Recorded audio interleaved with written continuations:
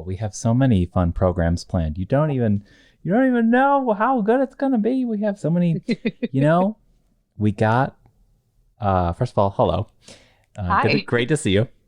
You too. I think we got the memo that this community seems to really love crafty stuff, hands-on stuff. They want to do something fun when they get here, and who could blame them?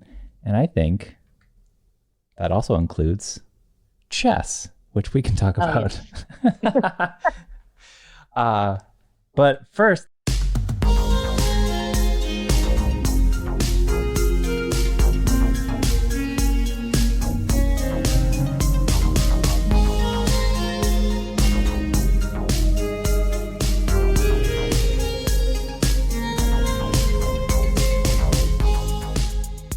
welcome, folks, to our little podcast called A Little Too Quiet. It's the Ferndale Library Podcast, and it's brought to you by the Friends of the Ferndale Library. I am, of course, Jeff Milo, and I'm joined by Sheela Lal. Hello. Hey, Jeff. So good to see you. Longtime listeners might remember from like 117 episodes ago that we had Sheela. Yeah, we had Sheela on the podcast to talk about the Unerased Book Club, which we'll talk about again today, but Sheela and I literally just hopped onto a Zoom call. We're saying hello. Sheela, isn't it cool that a library has a podcast? Can I just say that out loud? It's super cool. I was telling a friend of mine about this, and I had to preface it with, my small town and our small library, we actually have a lot of really cool stuff, including a reputable podcast that's also very fun to listen to. Well, thank you. Thank you so much. And I will say my favorite podcast format is when y'all do trivia or when you do game show formats and you try to stump each other on the books. Oh my gosh. Well, we should bring that back. We call that, well, yeah, that's always fun to have vague descriptions of a book and have the librarians try to guess it. Yeah, super cool that a library has a podcast. Also super cool that a little town has a radio station, right? Right, absolutely. Oh man. And so Sheila's on the podcast today to talk about many things. She's a library fan, first and foremost. We're also going to talk about the Unerased Book Club, but we're also going to talk about how she's on the radio, on Ferndale Radio. Tell us the story. How'd you get involved with Ferndale Radio? I believe the on the dial, correct me if I'm wrong, we find it at 100.7. That is correct. FM. Yeah. It's on the FM. Yes. Yeah, tell us the story. First, let's celebrate the fact that you're also on the radio. Oh, well, yeah. What? Yeah. Yeah, in fact, not that I'm going to make this entirely about me at all, but how about this? No, wait, how about this? I'll make it real coy and real mysterious. If you want to know what Sheela means when I'm on the radio, walk into the Ferndale Library right now and look at my pal Pietro's new music display, because he put a little advertisement for my little radio show. So you have to walk into the building and find out what Sheela means. But let's talk about Ferndale Radio. Yeah. So I want to talk a little bit about my experience with radio before I jump into of course. Why Ferndale Radio. Yeah. So I went to undergrad at the University of Missouri, and I'm from Missouri, so it made sense. And for folks who are sort of familiar with journalism education, University of Missouri is the top program for journalism. Oh my gosh. Hold on. Pause. Yeah. I didn't know that. Oh, really? That's incredible. I went to journalism school at, Michigan State. Great program. Yeah. Great program, Michigan State. Wayne State, great program. I didn't know Missouri had a rep. That's awesome. Yeah, that's called the Missouri Method. It's like an international brand for journalism, which you think about other things in Missouri and you're like, really? Yeah. But it's, yeah, I didn't go for journalism. I just went because I was from the state and it's a state school, a good state school. Yeah. But part and parcel of going to a school with a great journalism program is an opportunity to be a part of student radio. And student radio was really flourishing. And I was a part of it from my first semester, and did a rotation show, which means the radio station curates the playlist for you and you just monitor and manage the show. But then I moved into co-hosting pop shows, hip hop shows, and then eventually, and while hosting my own shows, and then eventually moved into curating a South Asian show, because that's what I'd been wanting to do since I started school. And I like developed not just the confidence, but the vision for what I wanted it to be, and therefore like what the structure should look like. That's so cool. Yeah. So that show was called Rangila, which means colorful. And I did that for 5 semesters. I had to think about that. Wow. Yeah. What is that like? That's it was 2+ years, more or less. The caveat is like I was studying abroad for one of those semesters, but still. And I found out in my last semester of school that it was the most listened to radio show. Wow. The entire time I was on the air. And I was like, that is wild. That's like this little town, I mean, semi-little town, college town in Missouri, people still wanted to listen to it. Before you go on though, tell us just your favorite thing about that experience. I got to interview. So I guess there's 2 things that I really liked. One is I got a chance to have my friends act as co-hosts, and I had a rotating list of friends who would come and like banter with me, which was extremely fun. And it was like a really good way to bond. And then my second favorite was being able to interview DJ Rekha, who like brought Bhangra and Punjabi music into the DJ world in New York in the 90s, because she played a set in Columbia when I was there for school. So I got to interview her. Cool. I like reached out to the people who were hosting the event, and I asked if I could, and they said, yeah, absolutely. That's awesome. So that was super fun. That's awesome. But just what about the experience of just being on, we'll get to Ferndale Radio, just being on the radio. Like, look at me. I've got a little mixer here. I've got faders and everything. It's just, it's a thrill, isn't it? It's super fun. And I loved feeling like I had like that tangible technical control. And really it was just like I curated a playlist, put it on my little iPod at the time, plugged it in and mixed from there. But it gave me a lot more, because I don't actually listen to a lot of music if I'm not curating. So not like, it's a weird thing. Like people say, oh, if you really love music, you'll be on radio, but that's not what I saw it as. I saw it as an opportunity to like understand the politics of a place through art, and the history of a place through art, and having like the structure in place to create 2 hours of music and commentary really was an exceptional feeling for me. Nice. Yeah. And where did your story go after that in general? Yeah. So after that, I lived abroad for 2 years. I lived in India and Sri Lanka. And then I came back and worked in Missouri politics for 3 years. And then I moved up to Michigan, moved up to Ann Arbor for grad school, and met my now husband when I was in Ann Arbor. We did not go to school together. He just happened to live there. And I stayed in Michigan because I thought that relationship had promise, which clearly it did. So romantic. And yeah. And so I moved to Metro Detroit in the end of 2019. Obviously, we all know what happened in 2020. Sure. And I realized, I think through the Ferndale Forum, that Ferndale Radio was a thing. And I tried reaching out, and I know it's like, it's very much volunteer run, and it can be a little difficult, especially during a pandemic, to get in touch with people. But eventually, last fall, I was at Rust Belt, and somebody was playing, they were on the air, and I just walked in and talked to them and said, hey, I did this a decade ago, and I've been wanting to do it, revamp the show. Oh, yeah.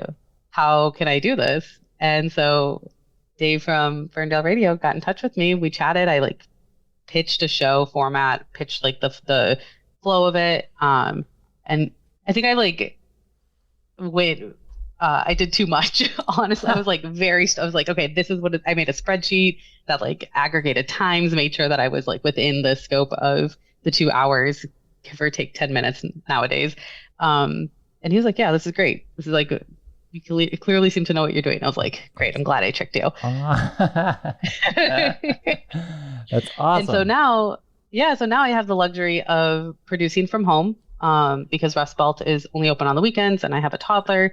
So weekends are like really good family time. So I just produce on the weekdays and get a show ready for Wednesday.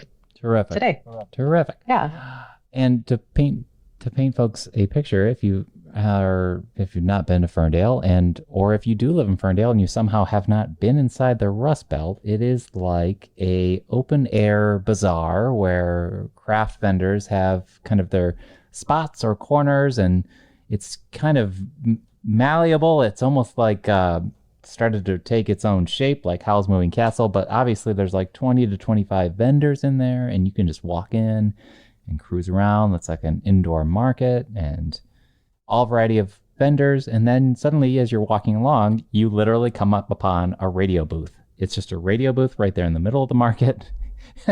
And very small. And if Sheela is there DJing and she wants soundproofing, there's a door, of course, but there's also a window, and you can see Sheela or whatever DJ is in there working and playing music. It's so cool. So that's humble brag for our little city.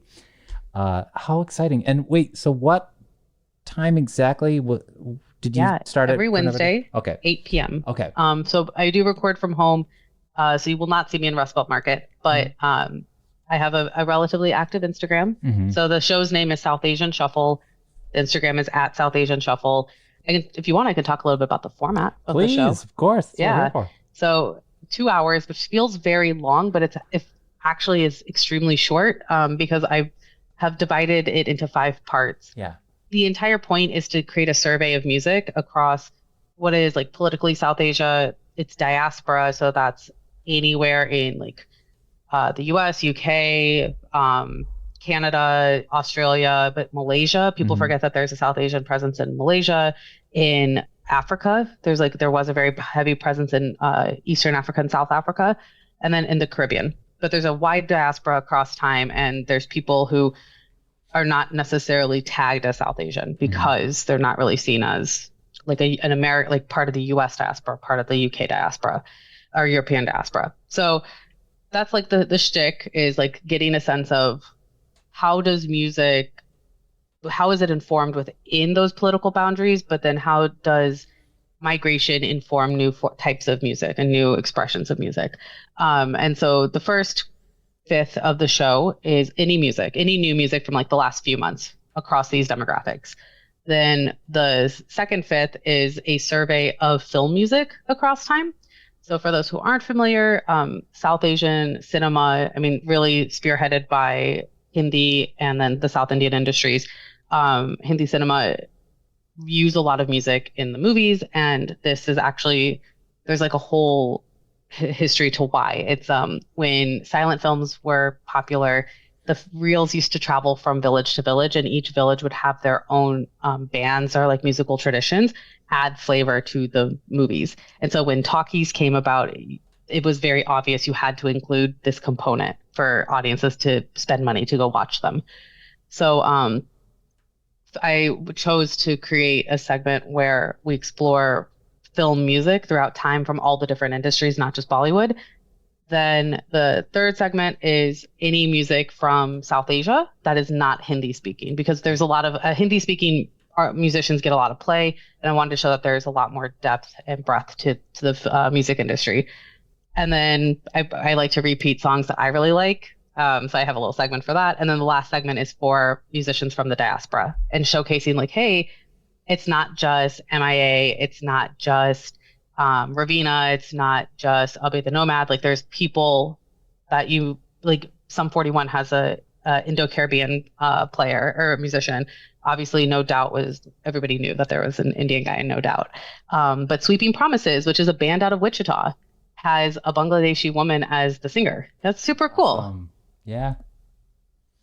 And so that's what I like to highlight. That's so awesome. There's very much, I'm not even going to say like or kind of, there's very much an anthropological angle to your show. Yeah. Yeah. It's so insightful. And that's so cool about the story about musicians or even bands playing with the silent films. It's almost like you're seeing two separate art forms grow together. That's so cool. Totally. So cool. 2 hours can go by fast. I'll be a radio nerd and just let folks know that when you are the DJ, that those 2 hours blur by, first of all. But that's also probably only like 25 songs, because you're probably talking in between and giving the context, the key context that you just can't find on Pandora, folks. Anyway. So this is actually what I find really interesting about like curating music and radio shows versus podcasts that talk about music or obviously just streaming. Because I do a lot of research for my show. I write my script because otherwise there's so many different moving parts. I'm not going to remember just reading about that. I like have to write it down. And I would say at least a third of the music I play, there's nothing online about the musicians or the history of the music. Yeah, I was going to say you must do a lot of digging. I'm going to get this out. It's 5:30, folks. An inordinate amount of digging. There, we got it. Nice. because that's stuff that's probably not even fully fleshed out on even just the surface levels of Wikipedia. You have to dig. Yeah. That's like one of my, it's become a recurring commentary is why don't we have, like on the English language internet, this stuff doesn't exist. And if people do write about it on blogs, they're subject to those servers being sold off or like not being financially viable. So the only place for this information to really live is Wikipedia. Yeah. And not even just for the folks of Ferndale, you are, if anyone could stumble upon and discover your show, it's going to be so exuberantly enlightening to them because they're not going to be, I've never heard of that. I've never heard of that. Oh my gosh, what a resource Sheela's show is. It's awesome. So yeah, like, I mean, your show also, there's a real opportunity to not just do your own research and provide that commentary, but to create an opportunity for others to also question why they don't know enough about the music that they listen to. Right. And especially for new music that's only put out on streaming, like what context is there for the music you're making? Like what type of analysis goes into like the artist statement, for instance? Yeah. Truly. And it's interesting how the internet would make you think, oh, I can find anything, but it's almost like you are bombarded, to sound dramatic, with so much, and there's so much just crazy white noise, status update shuffling and algorithms, etc., that you almost really can't find some of the real treasures that are actually out there. It's not like, we grew up, we're probably 90s kids.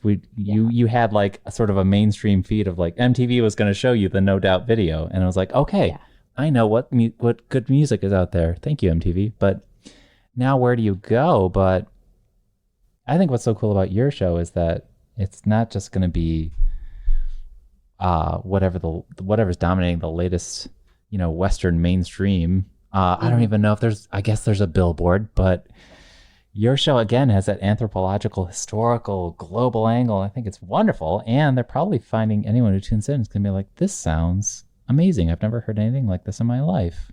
And why haven't I heard anything like this in my life? Because it's kind of just hard to find here in the West.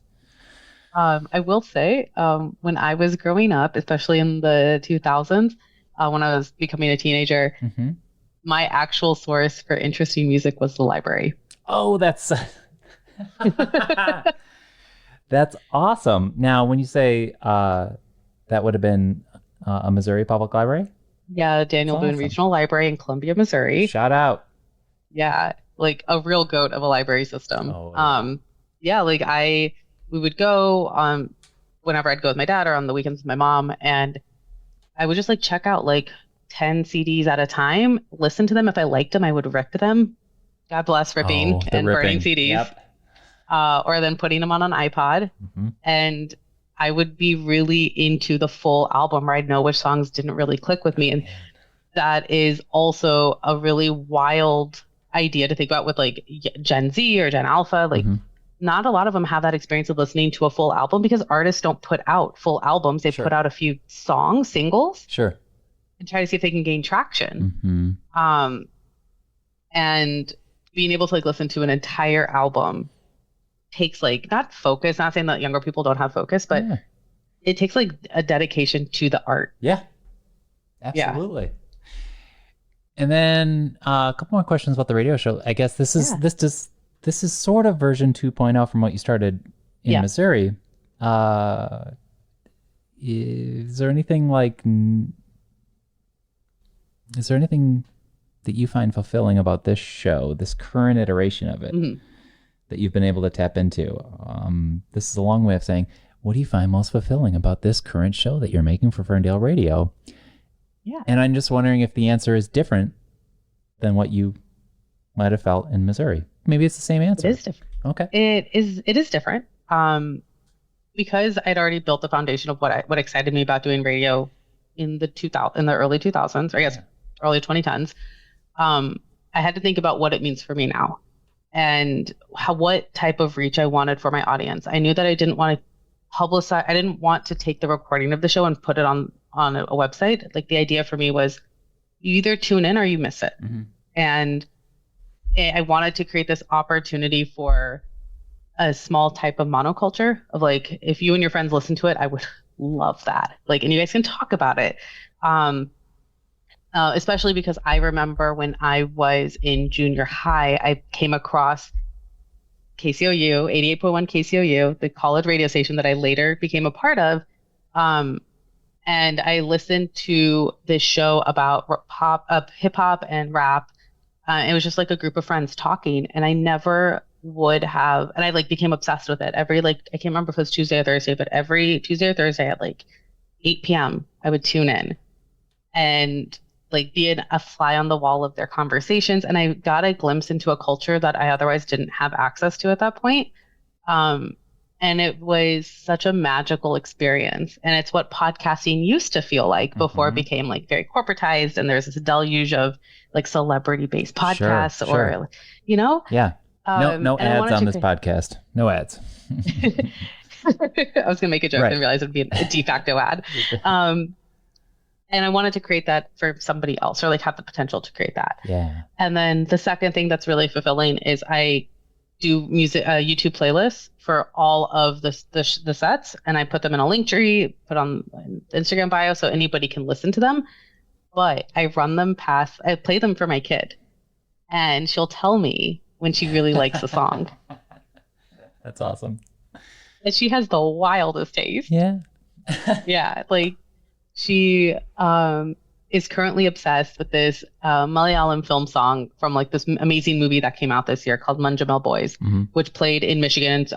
It played for about a month and a half here, which is an extremely long run for any movie, let alone an international movie. But it's set in the mid 2000s or mid aughts. And it's this really fun, high energy rap song. But it's all in Malayalam, which we don't speak. And she's obsessed. Wow. That's what she wants to watch before bedtime, is that song on repeat. She just wants to watch the visualization is this group of men dancing really freely at a wedding. And she's super into that. But then she also really loved the song called Euphoria by Ishan Ghosh, who's an up and coming tabla player. And it's tabla mixed with some electronica. And she heard that song when I first played it for the show. And we listened to it on repeat for I think 40 minutes. Wow. Yeah. You can keep your baby sharks, for sure. Yeah. She doesn't know what baby music is for the most part. She, this morning, we listened to Nusrat Fateh Ali Khan, who's a world renowned across time, Qawwali musician. We have that record. So I put that on for her this morning while I was getting breakfast ready. And she was just she heard it. She was like, that's awesome. And she starts dancing. Yeah. Yeah. Yeah. So that's been really fulfilling. And I'm not saying that she has exceptional. She's really cultured in her taste. We give her the opportunity to listen to different things. Sure. And she'll say no if she doesn't like it. My husband loves jazz. He'll try to put on Coltrane or some other musicians I can't think of off the top of my head. And she immediately will be like, no. Wow. No. Mm-mm. Mm-mm.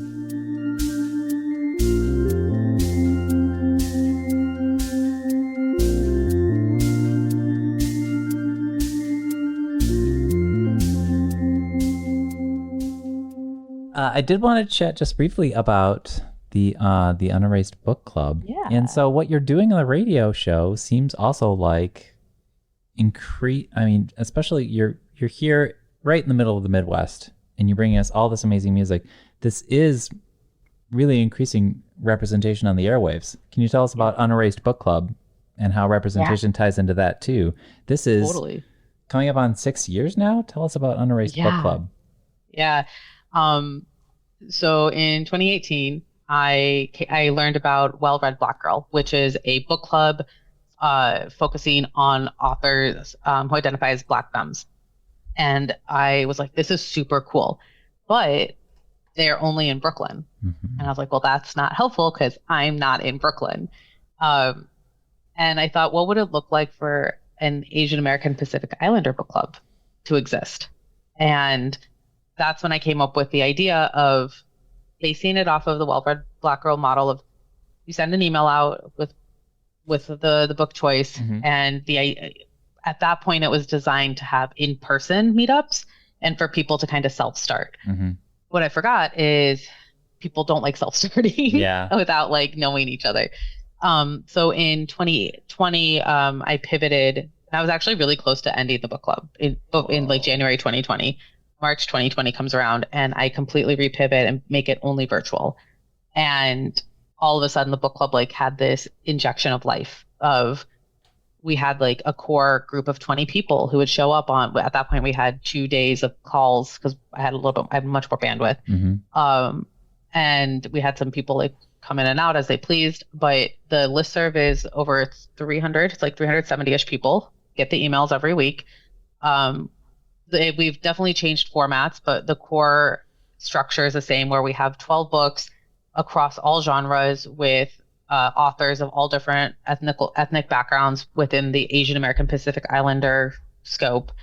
But we really choose to challenge how we read. We're not picking books that are popular. We're picking books that challenge how we read and might challenge how we think of literature altogether. So last month we read East Goes West by Young Hil Kong, who was the first Korean American to write with an American publisher. Wow. And it was the first Asian American author who didn't give in to like the Orientalist idea of being Asian American. And the book itself it's from the 1930s. It's like if you're not expecting it, it can be kind of a difficult read, but it actually I think is probably my favorite book of the year so far. Wow. Yeah. That's so cool. And this month we're reading a poetry book by a Filipino Canadian. Mm-hmm. But we wanted to read poetry. So we chose cool. that. So it's Megan Fernandez. I do everything I'm told. And we now have we've been doing Instagram live interviews with authors. So Fatima Haq, my co-facilitator and one of my best friends, she's managed that whole part of the programming. And it's so cool who we get to speak to. We got to speak to Lamia H., the author of Hijab Butch Blues.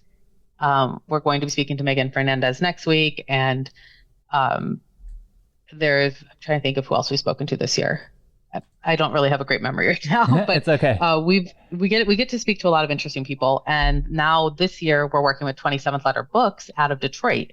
They're AAPI owned bookstore in Detroit. And we get to use their community space and host in-person book clubs every quarter. Wow. Yeah. Incredible. And I love the variety. You said poetry, but there's also fiction, there's memoirs, there's graphic novels, and we're doing a set of physics-based essays this year. What? Yeah. I mean, I've got your Instagram open right here. I think I'm looking at your 2024. Oh my gosh, look at that. Michio Kaku's coming up around the bend here. After reading earlier one of my favorite books, which was called We Ride Upon Sticks by Quan Barry. Yes. It was a great one too. That was really fun. So many great selections.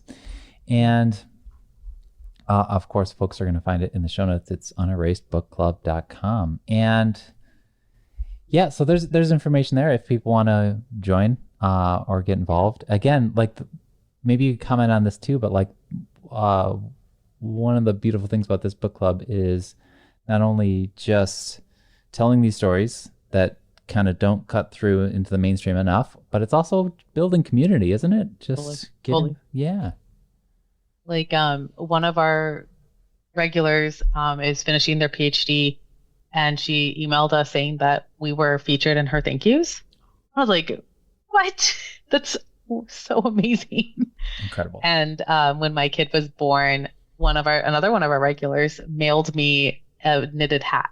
Wow. And at that point, these were people I had not met yet in person. Oh, yeah. That's so great.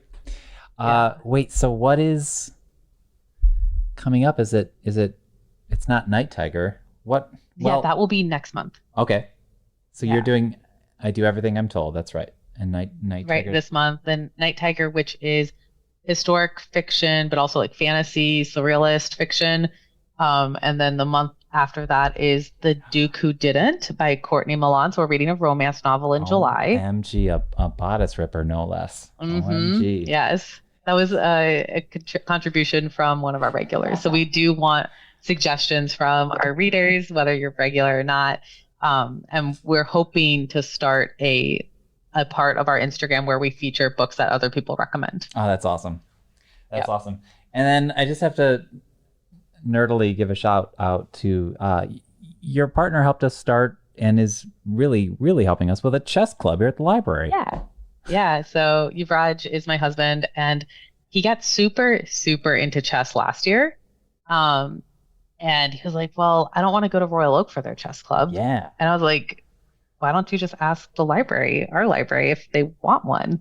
And so he's not, he's very shy. Yeah. And he doesn't usually put himself out there, but he reached out, and because library is super supportive, they're like, yeah, let's do this. So what he was shocked by was how many children come and play. Yeah. Which is great. And we love that. That being said, adults also come. Oh yeah, for sure. I think, please. I think adults, I'm going to get randomly on a soapbox here in the middle of the podcast by way of me trying to dissuade any fears. I think adults have an unacknowledged sense of intimidation around chess. I think they've like compartmentalized it as something like, oh, that's like skateboarding or bike riding or softball. That's like a thing that maybe I shouldn't do anymore because they're secretly afraid that they won't be good at it. And that's not the point of this. We want you to come drop in and just have fun. I think chess may or may not be stressful to adults, and I'm like, oh, I don't know, if I'm not good at this, I'll feel intellectually inferior. And that's not the point, folks. This is a community. We're real friendly. Just come on, hang out. And if you want to learn chess, I think this is a good night to come to too. Oh, totally. Yeah. That's my theory. Adults, don't be afraid. Like, my husband's like a natural teacher. Oh, nice. And that's what he spends a lot of the time doing, is helping people of all ages feel comfortable with the pieces and the moves. And chess is honestly a really beautiful way to not be on a screen. Nice. Oh, yeah. And then before we wrap up, I did have a nerdy question for you. And I know I'm putting you on the spot very late on a weeknight. But let's say someone is like halfway curious about Unerased Book Club and they need something to like really win them over. I'm wondering if this will be the key. Do you have, and I hate to ask you to pick a favorite, but of the last 6 years, if I asked you to just close your eyes right now and think of a book that blew your mind that you did read during the book club, and for whatever reason it did, do you have an answer? That's so dramatic. But like... like a favorite book or a book that you think, okay, I can't think, because we've read 6 years worth of books. Yeah. So I am scrolling through the website really quickly to see, like, jog my memory. Okay, so I think a book that I would pick that would undermine or complicate somebody's idea of what it means to read an Asian American author or Asian Canadian author is Fierce Femmes and Notorious Liars. Okay. And this is by, I want to make sure I'm pronouncing their name correctly, Kai Cheng Tom, who's Thai Canadian. Okay. And it is a fantastical auto memoir, sort of like auto fiction-esque, about a trans girl just getting out of their home. I'm literally looking it up right now. What was the title again? Fierce Femmes and Notorious Liars. Okay. We'll put that in the show notes. You can have runner-ups, of course. I'm going to give some, okay. this is a book I cite way more frequently than I had ever anticipated to. And it's How to Do Nothing, Resisting the Attention Economy by Jenny Odell. Nice. Nonfiction, set of essays. Also, again, like subverts the idea of what you're like what you think you're going to read with an AAPI author. But I talk about the book pretty frequently. Nice. And then I feel we read Minor Feelings, but everybody says Minor Feelings, so that's not super creative. I have a few I'll shout out because I've read them too. Yeah. I Was Their American Dream by Malaka Gharib. It's a graphic memoir. It's a graphic novel memoir, and it's fantastic. And that one's really good. And then I don't know how to pronounce the author's name, but there was another graphic novel memoir. It was called The Best We Could Do. That was good too. And then I will say, if you like science fiction and you don't think that you're going to be a part of this club, say no, there's a library science fiction book club. Yeah. Ted Chiang's Exhalation. We read that December 2022. I was blown away by the level of thought and precision in those short stories. The content was amazing. I want to revisit it now that I'm talking about it, but I referenced those stories quite a bit throughout 2013. Awesome. Or 2023, I'm sorry, Sure. wrong decade. Okay, yeah. So, Sheela, any more things that we need to shout out that we forgot? The show, remind folks of the show and the day again. Yeah. South Asian Shuffle, Wednesdays at 8 p.m. True. And the Instagram is at South Asian Shuffle. Then the book club is Unerased Book Club, unerasedbookclub.com, and the Instagram is UnerasedBC. We are slowly, but we're going to get there, migrating our website. So it's not updated. So if you want up-to-date information, you'll have to go to the Instagram.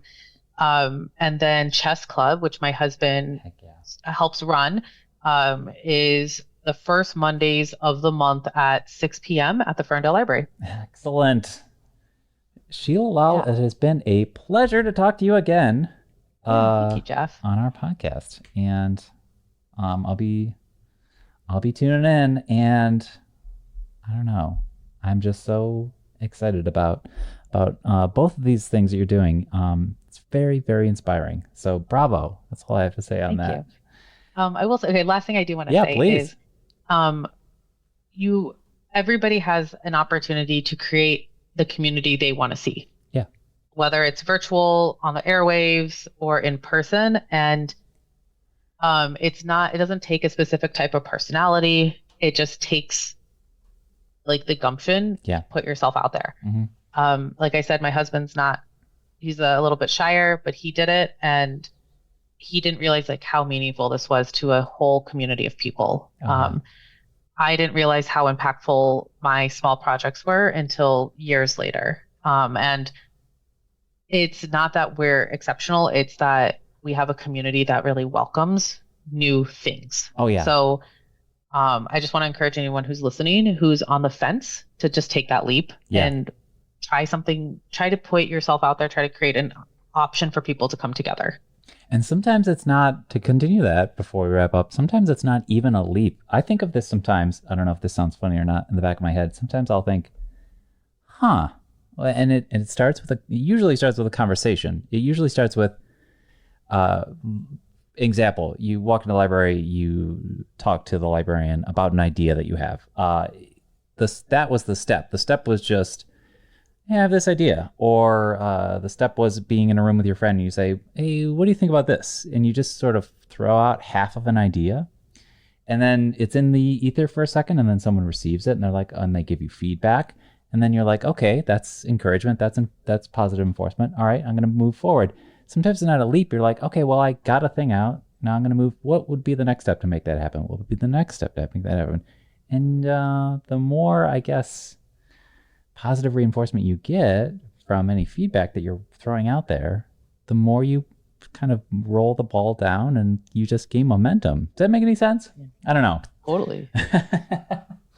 You just got to say I think like the more you put it out there, the more you get a sense of, is this viable? Yes. And that's not from like a business standpoint. Like it doesn't have to be financial gain, but like, do people care about this? I mean, for me, it was more of like, with the radio show, I need somebody at Ferndale Radio to hear this. Mm-hmm. And I even like joke about it on the show, like for the 4 people listening to this. Because for me, it's like, it's a great outlet. Mm-hmm. It's super fun for all these other reasons. And if people are listening, I love it. Like our nanny and her kid listen every week, and it's so sweet that they take the time to listen. Yeah.